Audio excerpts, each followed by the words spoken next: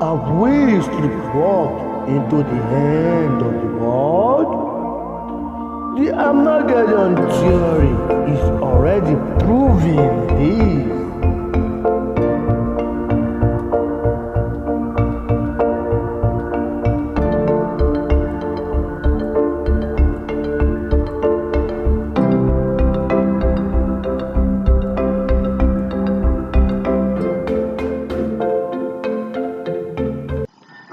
Atrocities of World War I, people wanted peace. Many leaders and politicians planned to create an international organization with the aim of maintaining peace and security around the world. One of the leading politicians in this cause was American President Woodrow Wilson, who promoted international cooperation and peace. In particular, Wilson had a significant role in founding the League of Nations, which would award him the Nobel Prize in 1920.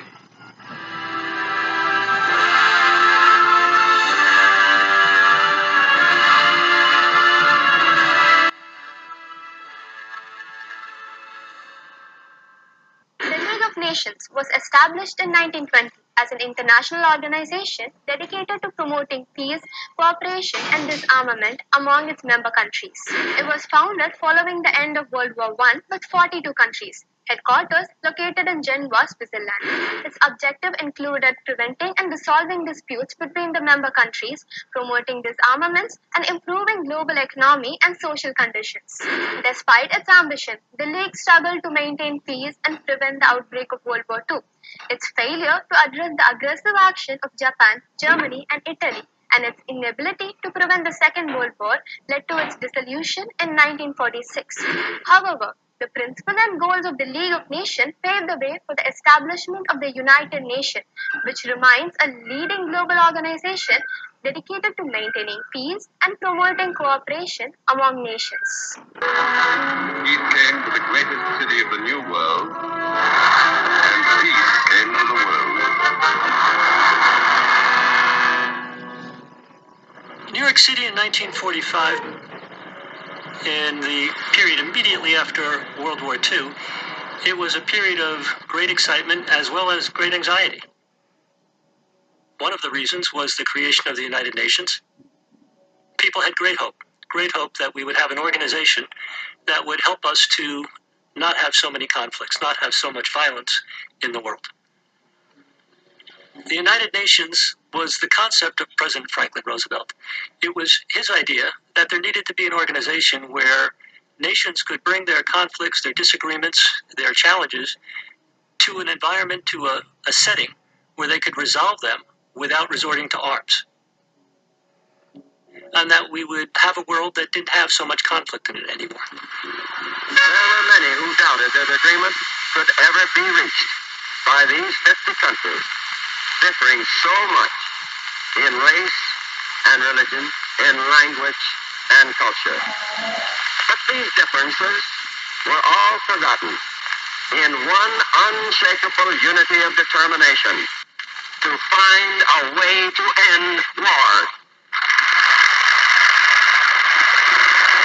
The United Nations was created after the Second World War to maintain peace and give voice to all countries around the globe on an equal footing. But not everything went according to plan. See, there are bloody wars everywhere, and civilians are being killed. While the UN keeps deliberating, we don't see any end in sight to the suffering of the people. There's Russia's war on Ukraine on the one hand, and Israel has expanded its indiscriminate war from Gaza to Lebanon, threatening to drag the entire region into a conflict. And this is where Turkey comes in. For some years now, President Erdogan has been calling for change in how things work at the UN. His famous slogan, "The world is bigger than five," underlines a crucial bottleneck in how big decisions are made by the global body. The UN Security Council is made up of 5 permanent members.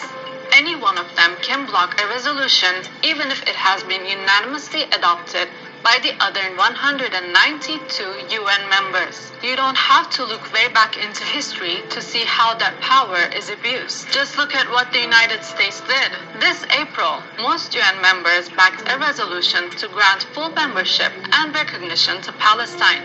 but the US used its veto power to block it. Of course, Russia has also blocked resolutions when UN members asked it to stop its war on Ukraine. This has left the UN paralyzed, unable to ensure security, protect human rights, or provide crucial aid. Turkey says it's time for a more democratic, transparent, and inclusive UN that addresses global challenges fairly. To achieve this, more countries must have a meaningful voice at the UN. Can the world finally break free from the grip of the few?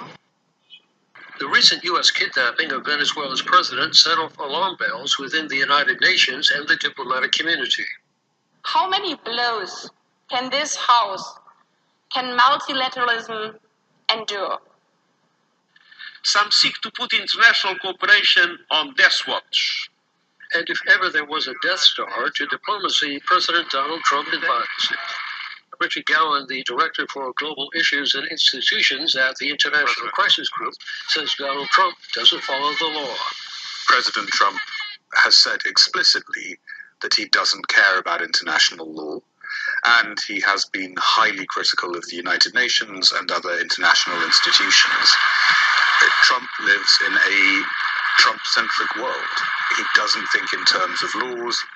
The UN's effectiveness to stop wars and conflicts has been challenged by Russia's invasion of Ukraine and by Israel's continued attacks on civilians in Gaza. A UN Commission of Inquiry recently found that Israel has committed genocide against Palestinians in the Gaza Strip. There is a very widespread feeling amongst the general UN membership that this system is not working. And, that is rooted in events in Ukraine, in Gaza, in Sudan. More than 150 heads of state and government are expected to take the green lectern this week, reaffirming long-held positions and staking out new ground. Yet the beginning of the 80th session has already highlighted a sharp contrast in debates, an urgent call for collective solutions on one side, and a deepening divide over how to achieve them on the other. From Africa came renewed insistence that the Security Council be reformed to give the continent a stronger voice. From the Middle East, the ongoing Israeli-Palestinian conflict dominated the speeches, alongside the war between Russia and Ukraine, which continues to fracture alliances.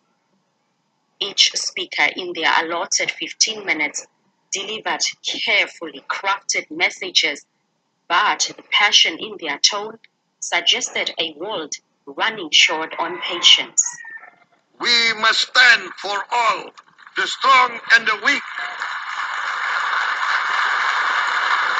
Might cannot be right. Right must be right. For the future of the United Nations, but mostly for the future of the world. More peaceful, more just, more respectful of dignity, human dignity, in so many conflicts that represent a shame for all of us. Thank you. This is unacceptable and it must end. We want representation in the Security Council. Then there was a departure from traditional diplomacy as host President Donald Trump broke with the measured language typical of the assembly for a more combative tone, causing a wave of murmurs across the chamber. It's time to end the failed experiment of open borders. You have to end it now. See, I can tell you, I'm really good at this stuff. Your countries are going to hell. As the first day of the debates ended, one thing was clear, that this year's General Assembly is not just about reaffirming principles, but also about whether the leaders can listen, bridge divisions, and find solutions to problems, crises facing the world since 1945, when the United Nations was established.